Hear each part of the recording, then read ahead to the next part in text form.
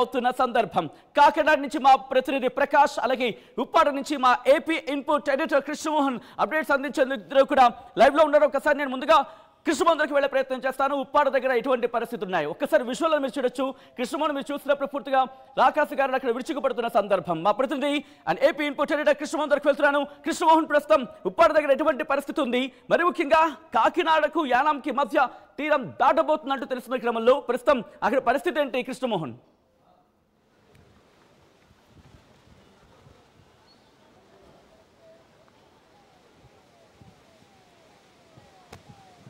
Right. Yes.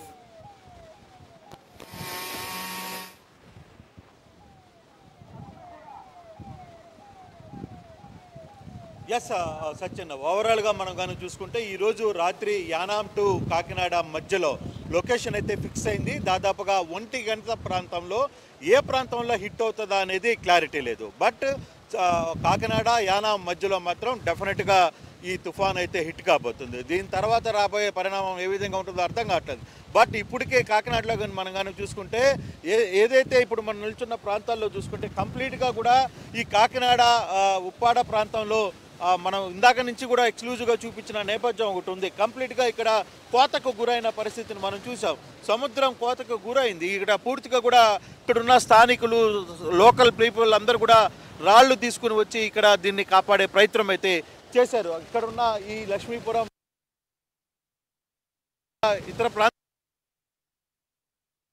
ఆటోలలో ఇక్కడి నుంచి తరలించేసిన ప్రయత్నం అయితే చేశారు. దీనికి ఇక్కడ లోకల్ ఎంపీ, కాకినాడ ఎంపీగా ఉన్న ఉదయ్ శ్రీనివాస్ పర్టికులర్ గా ఉదయం నుంచి ఆయన చాలా సీరియస్ గా ఈ ప్రయత్నాలు అయితే చేశారు. ఉదయం ఇక్కడ కానీ మనం కానీ చూసుకుంటే దీనికి సంబంధించి ఇందాకనే జేసీబీలు అన్ని కూడా తెప్పించారు. ఎన్డీఆర్ఎఫ్ వచ్చినాయి. తర్వాత సాయంత్రం 7 గంటలకు కూడా పెద్ద స్టోన్స్ అన్ని కూడా ఇక్కడికి తెప్పిస్తామని చెప్పి కలెక్టర్ చెప్పారు. ఆల్రెడీ ఎంపీ కూడా మాట్లాడారు. తర్వాత 100 బస్తాలు పర్టికులర్ గా ఉదయం నుంచి ఆయన చాలా సీరియస్ గా ఈ ప్రయత్నాలు అయితే చేశారు. ఉదయం ఇక్కడ కానీ మనం కానీ చూసుకుంటే దీనికి సంబంధించి ఇందాకనే జేసీబీలు అన్ని కూడా తెప్పించారు. ఎన్డీఆర్ఎఫ్ వచ్చినాయి. తర్వాత సాయంత్రం 7 గంటలకు కూడా పెద్ద స్టోన్స్ అన్ని కూడా ఇక్కడికి తెప్పిస్తామని చెప్పి కలెక్టర్స్ చెప్పారు. ఆల్రెడీ ఎంపీ కూడా మాట్లాడారు. తర్వాత 100 బస్తాల సిమెంట్ బస్తాలు, అలాగే ఇసుక బస్తాలు కూడా తీసుకుని వచ్చి ఇక్కడ డంప్ చేసే ప్రయత్నం అయితే ఒకవైపు చేస్తుంది ప్రభుత్వం. చాలా సీరియస్గా ఈ ఎఫెక్ట్ని అయితే చేయబోతుంది. కొంచెం మీరు అడిగారు, ఈ ఎఫెక్ట్ని అయితే కొంత సీరియస్గా చేయబోతుంది. ఎందుకంటే ఇది ఇలాగే వదిలేస్తే ఈ సాయంత్రానికి ఇది పూర్తిగా కూడా గండిపడే పరిస్థితి ఉంది. ఇక్కడ ఉన్న ఇల్లు మొత్తం కూడా వెళ్ళిపోతాయి అనేది ఎన్డీఆర్ఎఫ్ క్లియర్గా చెప్పింది. తర్వాత ఎస్డీఆర్ఎఫ్ చెప్పింది, కలెక్టర్ చెప్పారు, ఎంపీ మాట్లాడారు. అందరూ కూడా ఇవన్నీ కూడా ఉండవని చెప్పిన నేపథ్యంలోనే ఒక్కసారిగా ఇక్కడి నుంచి మొత్తం కూడా ఈ సాయంత్రం 7-8 లోపల దాన్ని క్లియర్ చెయ్యాలి అనేది.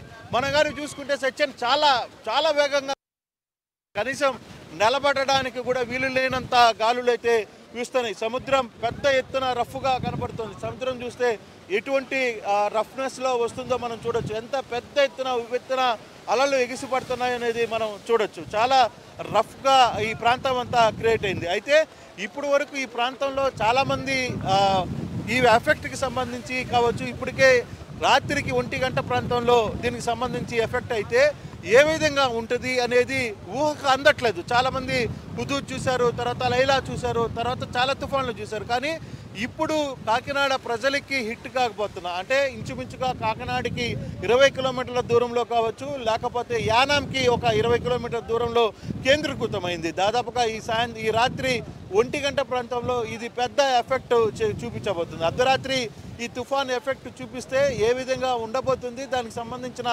అంశాలు ఏ విధంగా ఉంటాయనేది అధికారులు ఎక్కడికక్కడ అప్రమత్తమైన పరిస్థితి అయితే ఉంది. గడిచిన 3-4 రోజులుగా దీని మీద పూర్తిగా కూడా ఎఫెక్ట్ చూస్తున్నారు. కాకినాడకి సంబంధించిన వ్యవహారంలో మనం కానీ చూసుకుంటే మధ్యాహ్నం కూడా పవన్ కళ్యాణ్ నేరుగా సచివాలయానికి వెళ్ళారు. సచివాలయంలో అక్కడున్న ముఖ్యమంత్రితో కలిసి ఆయన సమీక్షలు నిర్వహించారు. పూర్తి స్థాయిలో ఏం జరుగుతుంది, ఎక్కడ అప్రమత్తం కావాలి, ఏంటి అనే దాని మీద చాలా క్లియర్గా పరిస్థితులు అయితే చాలా క్లియర్గా కనబడుతున్నాయి. అయితే కొంతమంది ఇక్కడ ఇదే ప్రాంతంలో ఇప్పుడు ఈ గండి కావచ్చు, లేకపోతే ఇక్కడి నుంచి జనాలందరినీ కూడా సురక్షిత ప్రాంతాలకి తర్వాత వీటికి పంపించడానికి అన్ని ప్రయత్నాలు అయితే చేస్తున్నారు. కొంతమందితో మాట్లాడే ప్రయత్నం అయితే చేద్దాం. ఏంటి ఇప్పుడు దాకా ఇన్ని సంవత్సరాల్లో ఎక్కడ ఈ లక్ష్మీపురం కావచ్చు, ఈ విలేజ్ ఎవరు కూడా నేను గతంలో చాలాసార్లు ఈ ప్రాంతంలో కవరేజ్కి వచ్చాను, కానీ ఎవరు ఇక్కడి నుంచి వెళ్ళాల. కానీ ఈసారి వెళ్ళి చాలా వేరే ప్రాంతాలకి వెళ్ళి అక్కడ సదుపాయాలకి లేకపోతే వాటికి వెళ్ళారు. అంటే మీరు భయపెట్టి పంపించారా, లేకపోతే ప్రేమతో చెప్పారా, ఉన్న వాస్తవం చెప్పారా, ఏం జరిగింది? పవన్ కళ్యాణ్ గారు, మా పిఠాపురం ఎమ్మెల్యే గారు పవన్ కళ్యాణ్ గారు అండి. సో ముందుగా మా పవన్ కళ్యాణ్ గారు ఆదేశాల ప్రకారం ఎంపీ గారు, తర్వాత ఈ జిల్లా అధికారులు అందరూ కూడా తరలి వచ్చి ఇక్కడ ఈ తీరం మన పిఠాపురం ప్రాంతాన్ని, మన కాకినాడ ప్రాంతాన్ని తాగుతుంది కాబట్టి చాలా అప్రమత్తంగా ఉండాలనే ఉద్దేశంతో ప్రతి ఒక్కరు కూడా, మా ఎంపీ గారు కూడా రాత్రులు కూడా ఇంటికి వెళ్ళి మీరు ఇక్కడ ఉండడం సురక్షితం కాదని వాళ్ళకి ఏర్పాటు చేసిన షెల్టర్స్కి తరలించడం జరిగింది. అంటే మా పవన్ కళ్యాణ్ గారు మీరు చూడండి, ఆ రాయలు కనిపిస్తున్నాయి కదా, 48 లక్షలతో 48 లక్షలు అంటే ముందు చూపంట మా పవన్ కళ్యాణ్ గారికి. నేను ఎందుకు చెప్తున్నానంటే గత ప్రభుత్వం ఇవన్నీ కూడా మా ఈ కొత్తపేట, కొత్తపట్నం, ఈ బర్మా కాలనీ ఇవన్నీ కూడా ఈ ఒక చిన్న వర్షం నమోదైందంటే ఇవన్నీ కూడా మునిగిపోయే పరిస్థితులు ఉన్నాయండి. సో మా పవన్ కళ్యాణ్ గారు వచ్చిన తర్వాత ఉప్పాడ ప్రాంతాన్ని తీర్చిదిద్దాలనే ఉద్దేశంతో 48 లక్షలు గ్రాండ్ పెట్టి ఈ వాల్ స్టోన్స్ అన్ని కూడా ఏర్పాటు చేయడం జరిగింది. ఈరోజు ఈ తుఫాను ఎంత పెద్దదంటే రానివ్వండి, ఒక చుక్క నీరు చుక్క కూడా మన వాళ్ళ గృహంలోకి వెళ్ళలేని పరిస్థితి కనిపిస్తుంది. ఇదంతా కూడా మా పవన్ కళ్యాణ్ గారు దూరదృష్టితో ఆలోచించి ఇవన్నీ కూడా ఏర్పాటు చేయడం సంతోషంగా భావిస్తూ, అలానే షెల్టర్కి వెళ్ళిన ప్రతి ఒక్కరికి కూడా ఎటువంటి లోట్లు లేకుండా వాళ్ళకి ఆహారం కానీ ఒక చిన్న ప్రాబ్లం వస్తుంది. ఈ ప్రాంతవాసులు చెప్పడం మధ్యాహ్నం నుంచి కూడా షెల్టర్కి తీసుకువెళ్ళిన వ్యక్తులకి సుమారు 800 మంది ఈరోజు వెళ్తే 200 మందికే భోజనాలు సరిపోయే, మిగతా వాళ్ళకి భోజనాలు సరిపోలేదు అనేది చాలా క్లియర్గా ఈ ప్రాంతవాసులే మాట్లాడిన పరిస్థితి. నిజమేనా అది? లేదు సార్, అవి అంటే అటు ఇటుగా జరుగుతాయి, ఇవి ఎస్టిమేషన్లు ఉండవు సార్. కానీ మా అధికార యంత్రాంగం అంతా కూడా ఎంత వరకు చేయాలో అంతా మ్యాక్సిమం చేస్తున్నారు. ఒకవేళ తక్కువ వచ్చినా, మీరు అన్నట్టుగా తక్కువ వచ్చినా సరే అది ఆ లోపాలని సరిదిద్దుకుంటూ మిగతా వాళ్ళు కూడా ఏర్పాట్లు చేయడం జరుగుతుందండి. అంటే ఇప్పుడు సమస్య ఇప్పుడు కాదు, మీకు రేపు ఉదయం జరగబోయేది పెద్ద టాస్క్. మీ ప్రాంతంలో కూడా మీ నాయకులు కావచ్చు, అధికారులు కావచ్చు, ప్రధానంగా పబ్లిక్కి పెద్ద టాస్క్ అర్ధరాత్రి జరగబోయే ఇష్యూ. దానికి ఎలా ప్రిపరేషన్? ప్రతి దానికి కూడా మా అధికార యంత్రాంగం అంతా కూడా సంసిద్ధంగా ఉందండి. ఎంత తుఫాన్ అంటే రానివ్వండి, అధికారులు అందరూ కూడా షెల్టర్కి తరలించడం, వాళ్ళకి వసతి గృహాలు ఇవన్నీ కూడా ఏర్పాటు చేయడం, వాళ్ళకి ఈ ఆహారం అందించడం, ఇవన్నీ కూడా అన్నీ కూడా ఎటువంటి లోపాలు లేకుండా అందిస్తామని అందరూ. అయితే ఉదయం ఒక ఇష్యూ, ఇదే ప్రాంతానికి సంబంధించిన మాజీ ఎమ్మెల్యే వర్మ చాలా క్లియర్గా ఒక మాట చెప్పారు. ఈ ఉప్పాడ చేసాం, తర్వాత వాళ్ళందరినీ కొన్ని సురక్షిత ప్రాంతాలకి తరలించే ప్రయత్నం చేశాం. ఇబ్బంది జరగలేము, ఎందుకంటే ఇది చంద్రబాబు చేస్తున్న చంద్రబాబు మొదటి నుంచి కూడా ఈ విషయంలో 2-3 రోజులుగా ఆయన పూర్తి స్థాయిలో దీని మీద కేంద్రీకృతం అయ్యారు.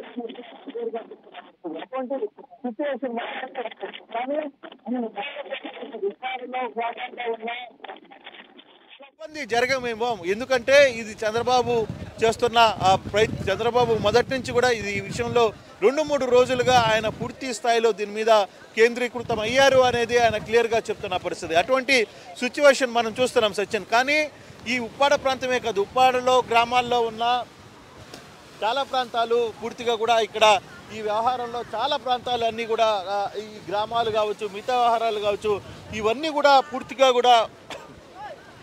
పూర్తిగా ఇక్కడి నుంచి తొలగించారు. అయితే ఈ ఎఫెక్ట్ ఎంతవరకు ఉంటుంది అంటే రాత్రి 1 గంట ప్రాంతంలో హిట్ అవబోతుంది అనేది చాలా క్లియర్గా మనకు అర్థమవుతుంది. ఈ హిట్ అవుతే ఏ విధంగా ఉండబోతుంది, దీని తర్వాత ఎటువంటి విపత్కర పరిస్థితులు ఎదుర్కోవాల్సి వస్తుంది, తర్వాత హిట్ అయిన తర్వాత జరిగే డ్యామేజ్ ఏ విధంగా ఉంటుంది, ఆ డ్యామేజ్ని ఎంతవరకు కంట్రోల్ చేయాలి, ఎంతవరకు కంట్రోల్ చేయగలమనే దాని మీదనే కొంత చర్చ జరుగుతుంది. దాని మీదనే అధికారులు అన్ని రకాల చర్యలు అయితే తీసుకుంటున్నామన్నారు. మాకేం ఇబ్బంది ఏం లేదు, మాకేం ఇష్యూస్ లేవు, మేము అయినా కూడా భయపడాల్సిన